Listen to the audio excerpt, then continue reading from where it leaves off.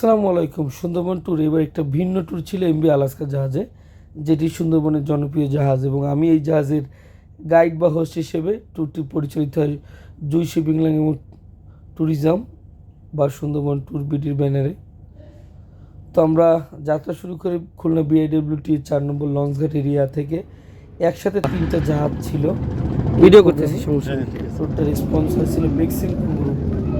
Alaska যারা আছে, যাই হোক, আমি ছিলাম আলাস্কা জাহাজে, যেহেতু আমি আলাস্কা জাহাজের গাইড হিসেবেই আছি। আমরা প্রথম স্পট দেখাই আমাদের সকল গেস্ট আলাস্কা যারা আছে টিম আলাস্কা সোজা একসঙ্গে এই স্পটটা ভ্রমণ করে এবং তাদের পাওয়া যাবে।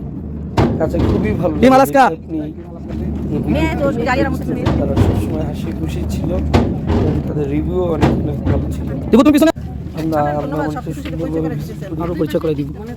5 মিনিট খেয়াল রাখবেন দুই সাইডে, এবং কি কি কোশ্চেন থাকতে পারে ইনশাআল্লাহ অ্যানসার দিয়ে দিব, কোশ্চেনও বলে দিব। আমরা ফিরে এসে খেয়াল রাখবেন দুই সাইডে, এবং কি কি কোশ্চেন থাকতে পারে ইনশাআল্লাহ সবাই মিলে আড্ডায় নিতে যাই। এরপর আমাদের যাত্রা শুরু হয় কটকার দিকে। সকালবেলা আমরা কটকায় নামি, যেটি সুন্দরবনের জনপ্রিয় জায়গা কটকা অফিস পাড়। আমরা আগে অফিস পাড়টা দেখাই, যেহেতু অনেক জাহাজের চাপ ছিল।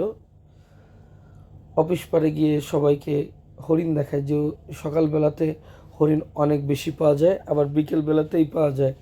এই দুই সময়টা হরিণ সবচাইতে বেশি পাওয়া যায়। শীতকাল হলে কিন্তু দুপুরবেলাও হরিণ পাওয়া যায়, এটা মাথায় রাখতে হবে। যাই হোক, কটকাটা ভিজিট করা হয় আমাদের, যেটি বঙ্গোপসাগরের মোহনায় অবস্থিত। এই কটকা এখন যে স্পটটায় ছিলাম এটা ছিল অফিস পাড়।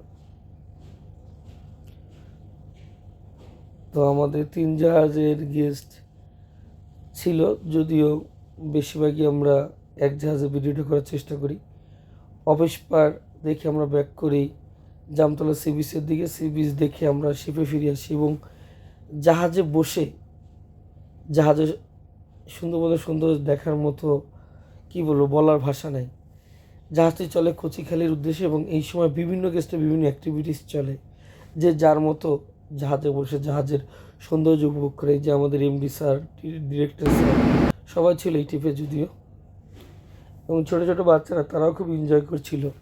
তারা আমাদের স্টাফের আচার আচরণের ব্যবহারে সবাই অনেক এনজয় করছিল।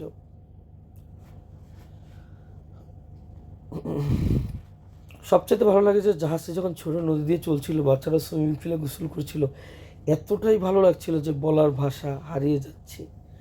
আমরা এরপরে কচিখালিতে নামি, এবং সবাই যথেষ্ট সেফটি মেনটেন্স করে নামে, এবং ছোট ক্যানেলে কিছু বোট টিপ দেই। বোট টিপ দেওয়ার সময় আমরা হরিণের পাল দেখতে পাই। লাইফ জ্যাকেট পরে এখানে নামতে হয় নিজের সেফটির জন্য।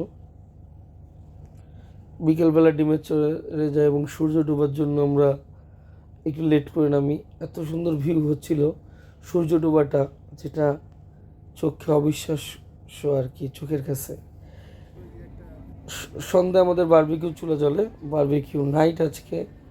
বারবিকিউতে ছিল স্পেশাল খাবার, fried rice, paratha, chicken barbecue, fish barbecue,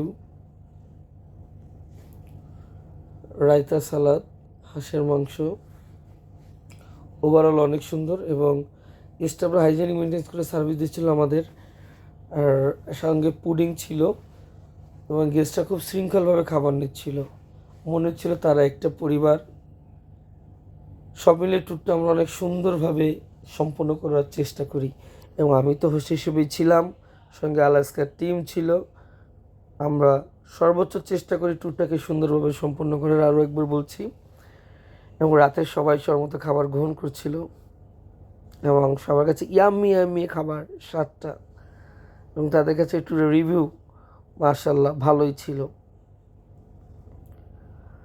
রাতে খাওয়া দাওয়া সবাই শেষ করে, কেউ বা অপেক্ষা করছিল যে তার গিন্নির খাওয়া শেষ হলে সেও বসবে।